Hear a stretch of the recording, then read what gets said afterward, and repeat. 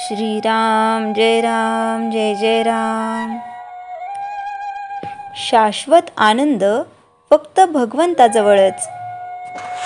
जगात प्रत्येक मनुष्य स्वतःला आनंद मिळावा म्हणून धडपडतो आहे, किंबहुना आनंद नको असे म्हणणारा मनुष्य मिळणारच नाही। म्हणजे मनुष्याला आनंद हवाच असतो, मग इतक्या धडपडीतून त्याला आनंद समाधान का बरे न मिळावे?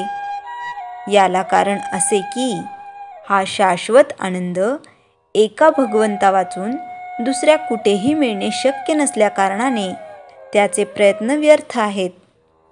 त्या आनंदासाठी मला भगवंत पाहिजे असे मनापासून वाटले पाहिजे, आणि त्यासाठीच आपण सर्वांनी नाम घेणे आवश्यक आहे।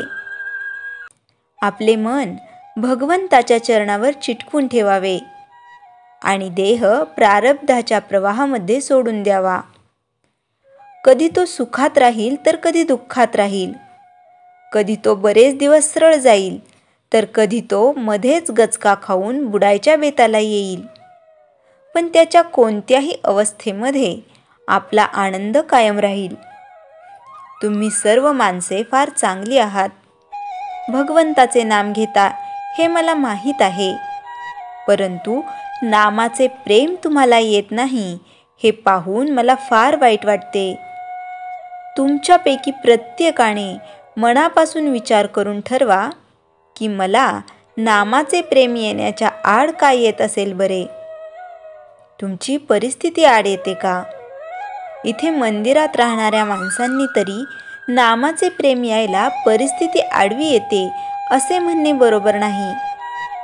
तुम्ही इथे आनंदाने राहा, मंदिरात जेवा आणि राम राम म्हणा असे मी सांगतो, पण या लोकांनी सुद्धा नामाचे प्रेम यायला परिस्थिती आड येते असे म्हटले तर बाहेरून येणाऱ्या लोकांना मी काय सांगू?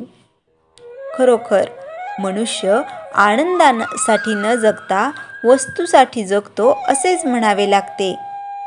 वस्तू ही सत्य नसल्यामुळे तिचे रूप अशाश्वत असते, अर्थात तिच्यापासून मिळणारा आनंद हा देखील अशाश्वत असतो। खरा आनंद हा वस्तूमध्ये नसून वस्तूच्या पलीकडे आहे। आपण भगवंताजवळ आनंद मागावा, त्याने वस्तू आणि आनंद दोन्ही दिले तर फारच बरे। मात्र चिरकाल टिकणारा आनंद हा नेहमी वस्तुरहितच असतो। एका स्टेशनवरून पेरू चांगले मिळतात म्हणून एक जण गाडीतून खाली उतरला। तो पेरू घेण्याच्या नादी किती लागेल तर आपली गाडी न चुकण्या इतका। हे जसे खरे त्याप्रमाणे आनंदाच्या आड येणाऱ्या वस्तूंच्या मागे लागणे बरे नाही। आनंद जोडणाऱ्या गोष्टीचा आपण विचार करूया आणि नामस्मरणात राहूया। काल जे झाले त्याबद्दल दुःख करू नये, उद्या काय होणार याची काळजी करू नये। आज मात्र आनंदात आपले कर्तव्य करावे। श्रीराम जय जय राम। चैतन्यवाणी वेळ सापडताच तो व्यर्थ गप्पा गोष्टींमध्ये न घालविता नामस्मरण करावे। श्रीराम जय जय राम। जयाच्या जनी जन्मनामात झाला, जयाने सदा वासनामात केला। जयाच्या मुखी सर्वदा नाम कीर्ती, नमस्कार तया ब्रह्मचैतन्य मूर्ती। श्रीराम जय जय राम।